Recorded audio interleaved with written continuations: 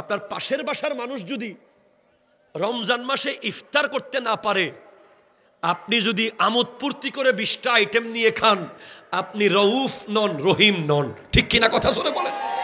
শীতকালে আপনার বাসায় বিদেশি কম্বল, আপনার প্রতিবেশীর গায়ে দেওয়ার মতো কাঁথাও নাই, থরথর থরথর সারা রাত কাঁপতেছে, আপনার মধ্যে পরিপূর্ণ ইসলাম এখনো আসতে পারে নাই। আমার নবীর এই দুইটা গুণ আপনি নিয়ে নেন, রউফ এবং রহিম। আপনার প্রতিবেশীর একটা পেঁয়াজ হলে তার রান্না হয়ে যেত, একটা রসুন হলে তার রান্না হয়ে যেত। আপনি ঘরের মধ্যে 3টা গেট লাগাইছেন, একটা দিছেন লোহার মেইন গেট, ভিতরে দিছেন গ্রিল, তারপরে দিছেন সেগুন কাঠের দরজা, প্রতিবেশী যেন জিন্দেগিতেও আসতে না পারে। কথা জোরে বলেন না, ঠিক কিনা? অনেকে তো আবার বাঁশের বেড়া দিয়ে দেয়, টিউবওয়েলের পানি নিতে না পারে, টিউবওয়েলের পানি দেয় না প্রতিবেশীকে। এ কি মুসলমান হতে পারে? আল্লাহ, আপনি দয়ালু হন, দয়ালু।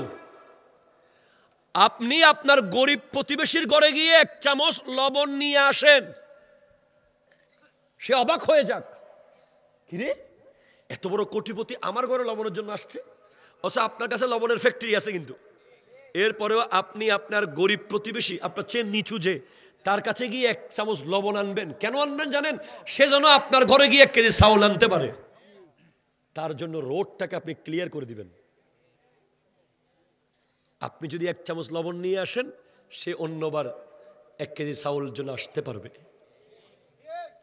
মনে রাখবেন, 3টা জিনিস মানুষকে আখিরাতমুখী র্যাঙ্কিং বাড়িয়ে দেয়, আখিরাতমুখী পজিশন বাড়ায়। সালাসুন দারাজাত। 1, ইতআমুত তুআম, মানুষকে খাওয়ানো। যেখানে যখন পান, যাকে পান, আল্লাহর বান্দা হইলে এই খাবেন, 1 কাপ চা খান, একটু ভাত খান, একটু মুড়ি খান, যা পারেন খাওয়াবেন, খাওয়াবেন, খাওয়াবেন, খাওয়াবেন। কারণ খাওয়ানোর দায়িত্ব আল্লাহর। এটা আপনি আল্লাহর পক্ষ থেকে রিপ্রেজেন্টেটিভ হয়ে আল্লাহ আপনার ওসিলায় খানাটা খাওয়াইছে। আল্লাহ এত খুশি হয়, এত খুশি হয়। জি, আল্লাহু আকবার। মানুষকে খাওয়ানোর মতো ভালো কোনো কাজ নাই, খাওয়াবেন। 2, ইফশাউস সালাম, সালাম দেওয়া। আমরা অহংকারের কারণে সালাম দিতে পারি না ভাই, ঠিক কিনা বলেন না? আপনি নেতা হইছেন, কি হইছে, সালাম আগে দেন, ঠিক কিনা বলেন? কে সালাম দিবে আগে, নেতা না কর্মী?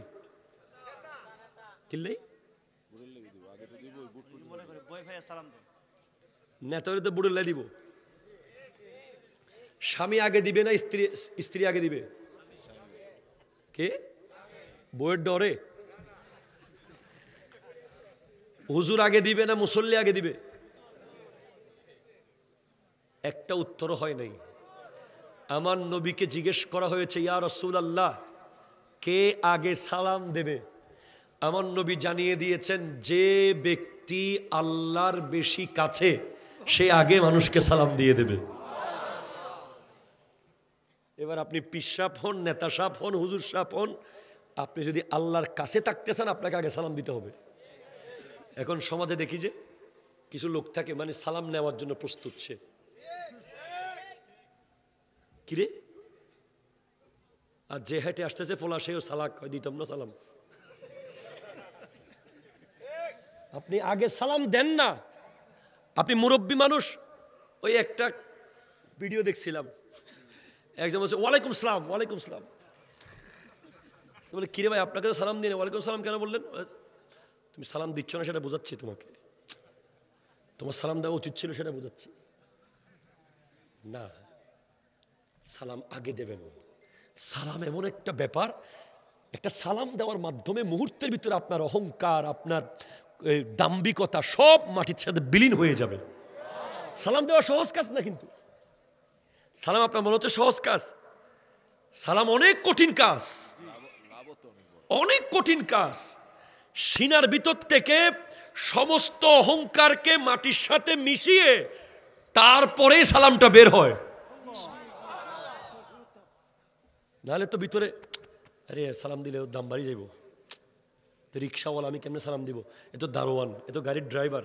না, আসসালামু আলাইকুম।